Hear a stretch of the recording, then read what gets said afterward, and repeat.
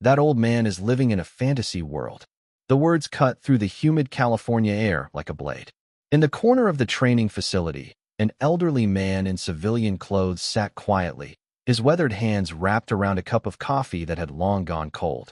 He didn't flinch at the insult, didn't turn around, just kept staring out the window at the obstacle course where tomorrow's warriors were being forged.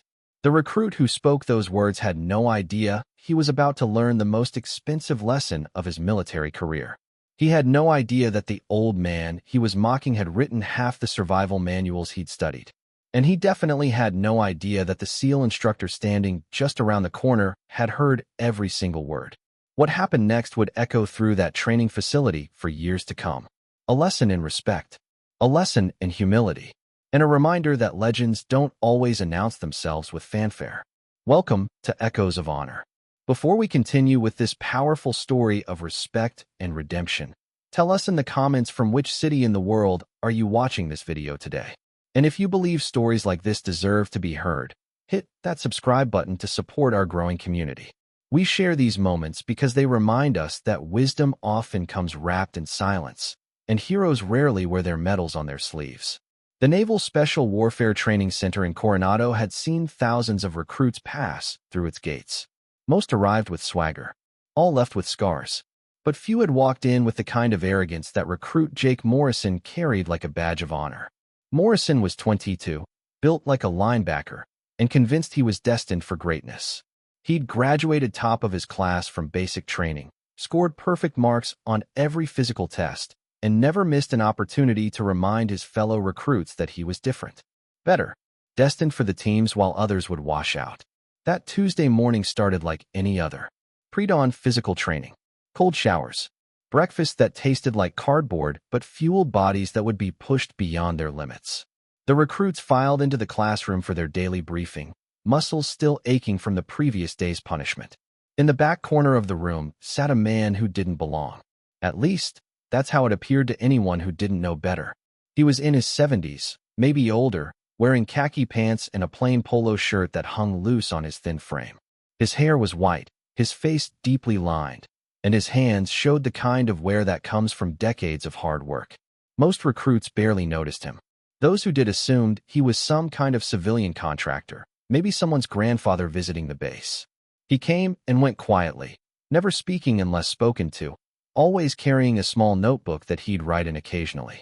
But Morrison noticed him, and Morrison had opinions.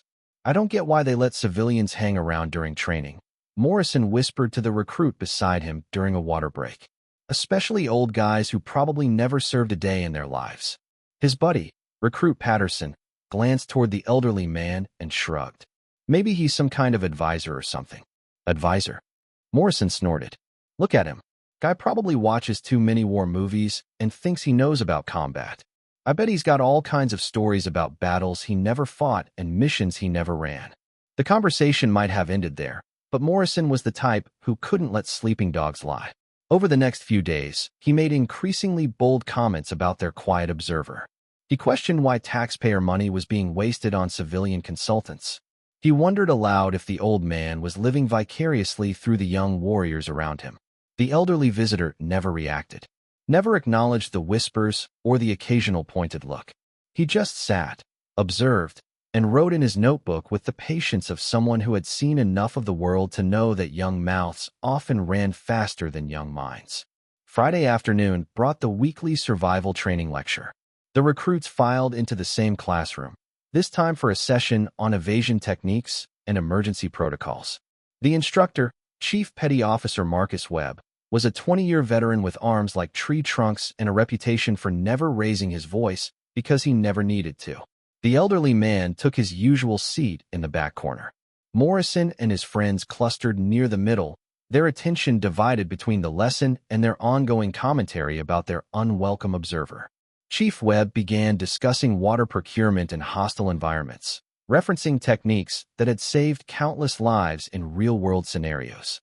The information was detailed, precise, and delivered with the kind of authority that comes from experience rather than textbooks.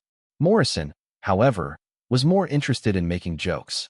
"Bet the old-timer back there has some great stories about finding water," he whispered to Patterson, loud enough for others to hear. Probably fought off enemy forces with nothing but a canteen and some World War II tricks. A few recruits chuckled. Morrison, emboldened by the response, continued his commentary. I mean, what's the guy even doing here? Does he think he's still relevant? The military's moved on from whatever he thinks he knows about survival. Patterson shifted uncomfortably. Maybe you should keep it down, man. But Morrison was on a roll. Come on, you've seen guys like him at VFW halls, right?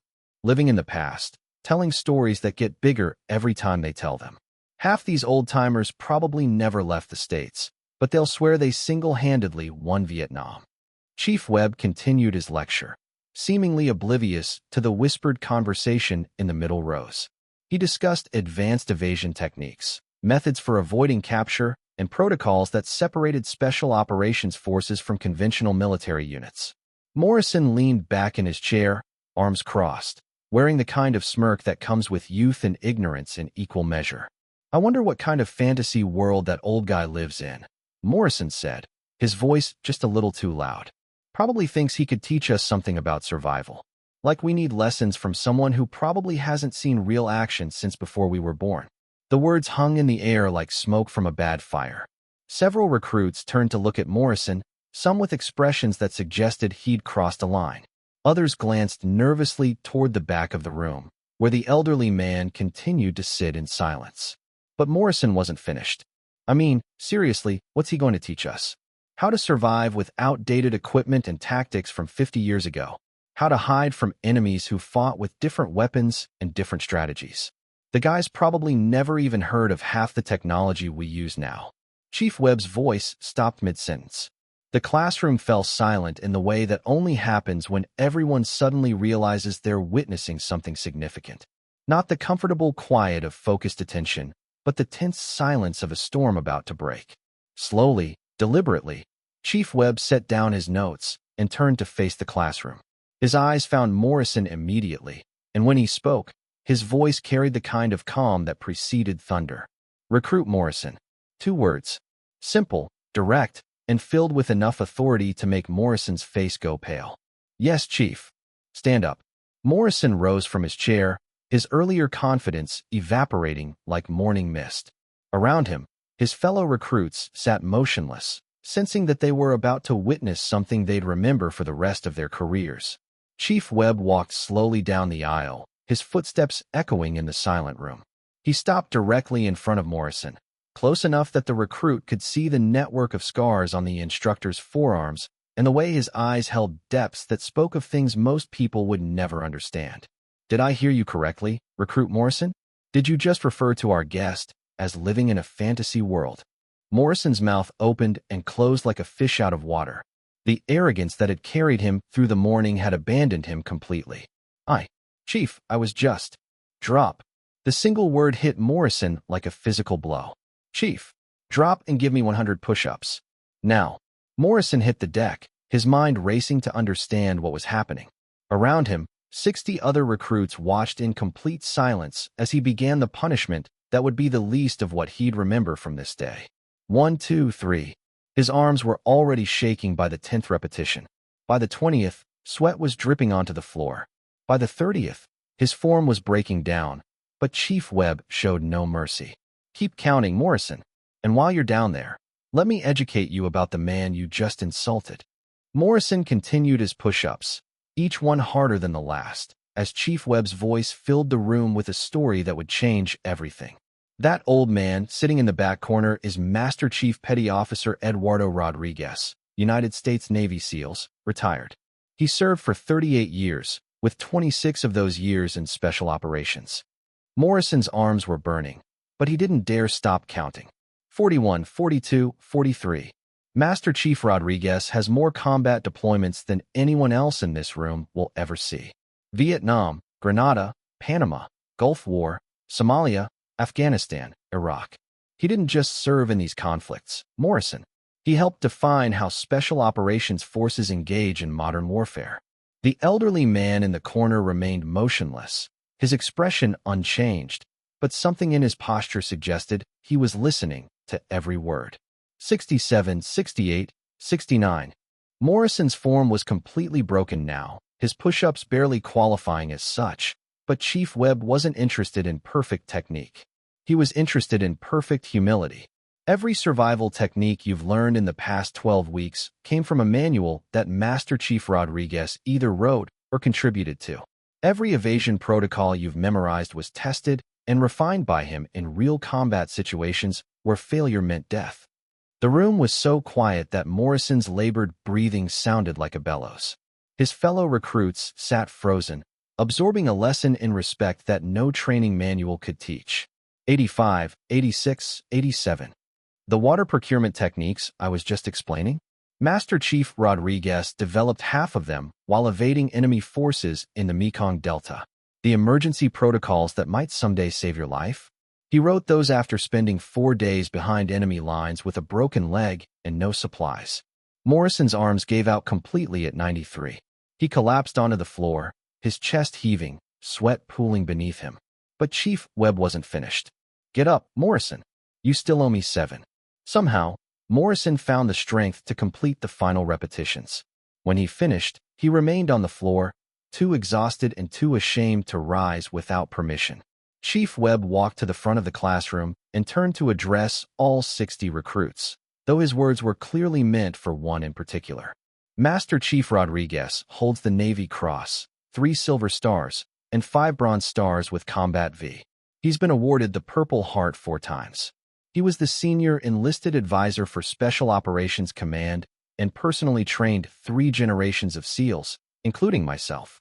The instructor paused, letting the weight of those accomplishments settle over the room like a heavy blanket. But more than that, he's the reason half the Special Operations community knows how to survive in hostile environments. His innovations in survival training have saved literally thousands of lives over the past 4 decades. Morrison, still lying on the floor, felt each word like a physical blow. The magnitude of his ignorance was crushing, but Chief Webb wasn't finished humbling him. Master Chief Rodriguez retired from active duty 15 years ago, but he still consults with the Navy on survival training protocols. He comes here once a month to observe our training and make recommendations for improvement. He doesn't do this for money or recognition. He does it because he cares about the young warriors who will carry on the mission he dedicated his life to. The elderly man in the corner finally moved, closing his notebook and placing it carefully in his shirt pocket. His movements were slow, deliberate, and carried the dignity of someone who had earned the right to be respected without demanding it. The man you called a fantasy-living old-timer has forgotten more about survival and warfare than you will ever learn, Morrison. And the fact that he chose not to respond to your insults doesn't make him weak. It makes him a professional. Chief Webb walked back to where Morrison lay on the floor, still struggling to catch his breath. "Stand up, recruit." Morrison rose unsteadily, his legs shaking from exhaustion and shame in equal measure. "You will now walk to the back of this classroom, and you will personally apologize to Master Chief Rodriguez for your disrespectful comments. You will address him by his proper rank. You will look him in the eye, and you will mean every word you say." Morrison nodded, not trusting his voice to remain steady. He turned and began the longest walk of his young life, past 60 pairs of eyes that watched his every step, toward the man whose legacy he had just learned he could never hope to match. Master Chief Rodriguez remained seated as Morrison approached, his weathered face showing neither anger nor satisfaction. Just the patient expression of someone who had seen this kind of lesson taught many times before. Morrison stopped in front of the man he had so carelessly insulted and struggled to find words that could possibly convey the depth of his regret. "Master Chief Rodriguez," he began, his voice barely above a whisper.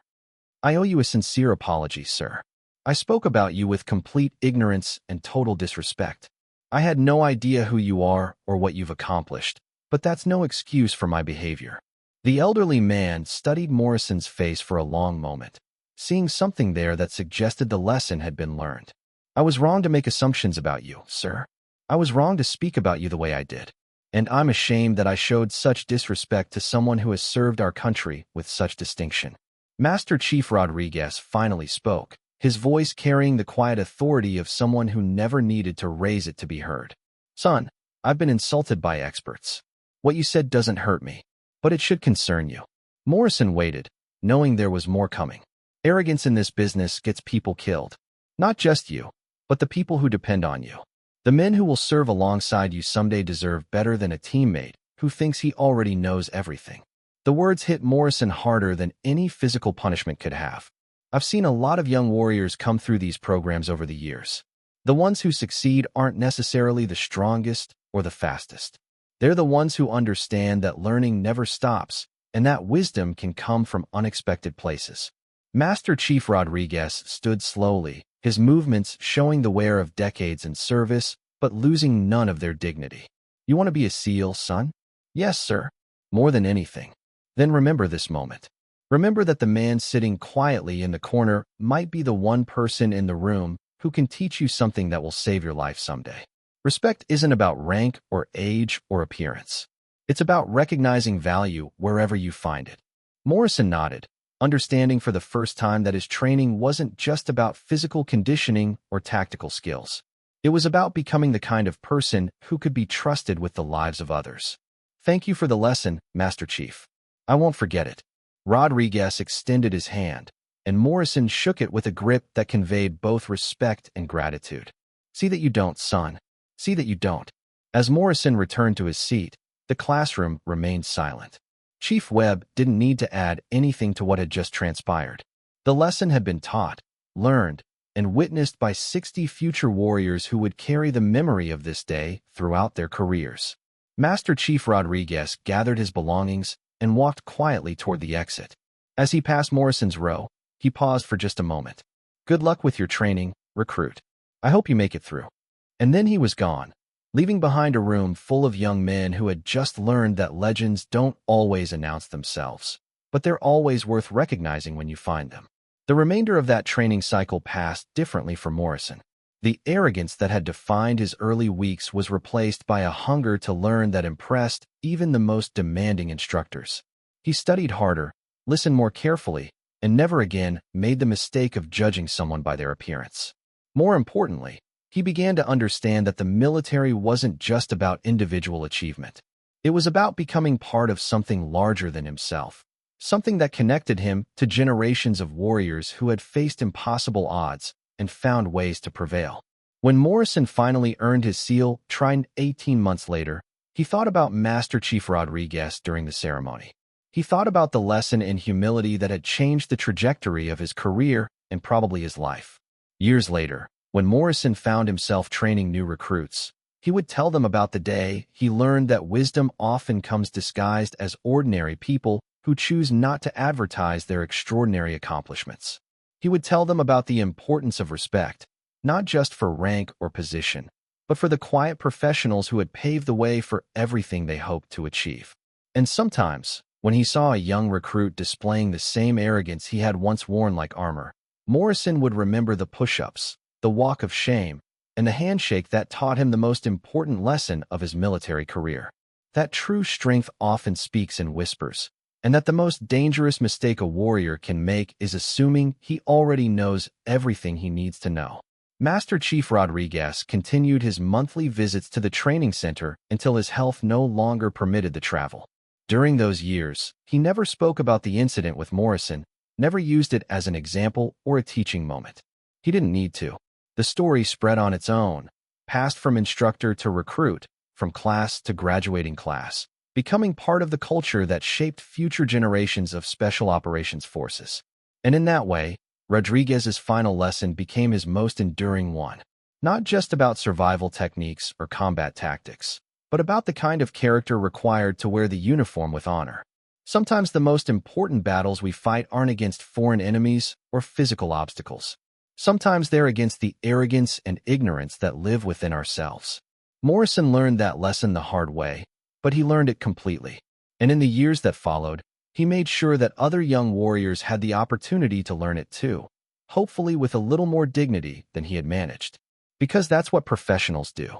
They pass on the lessons that matter, even when those lessons come wrapped in embarrassment and served with a side of humility. And they make sure that the next generation understands that respect isn't just a military courtesy. It's a recognition of the sacrifices made by those who came before, and a promise to honor their legacy by becoming worthy of the trust they've placed in us. This story was brought to you by Echoes of Honor. Before we leave you today, here's our question. Have you ever known someone who never asked for recognition but deserved more than anyone else? Maybe a teacher who changed your life, a mentor who guided your career, or a family member whose quiet strength held everything together. Tell us in the comments what they meant to you and how you remember them. And if you think stories like this need to be heard, hit that subscribe button to support the channel. We'll see you in the next one, where we continue to share echoes of honor that remind us what really matters in this world.